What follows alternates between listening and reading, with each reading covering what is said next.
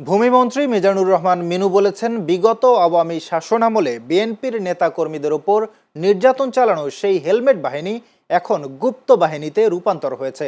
তারাই বর্তমানে দেশে মব সৃষ্টি করে অস্থিরতা তৈরির চেষ্টা করছে। শুক্রবার দুপুরে রাজশাহীর একটি কমিউনিটি সেন্টারে স্বাধীনতা ও জাতীয় দিবস উপলক্ষে জেলা বিএনপি আয়োজিত আলোচনা সভায় প্রধান অতিথির বক্তব্যে তিনি এসব কথা বলেন। মিনু অভিযোগ করেন, দেশের বর্তমান অস্থিতিশীল পরিস্থিতির পেছনে তাদের হাত রয়েছে।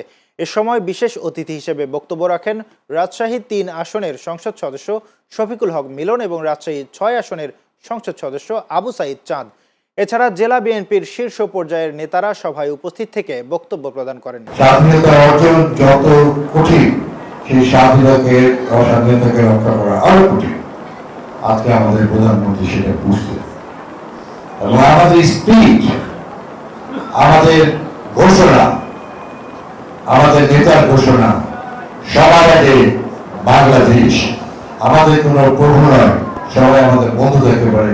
বাংলাদেশের মানুষই হচ্ছে আমাদের সব, আমাদের শক্তি, সাহস, দেশ।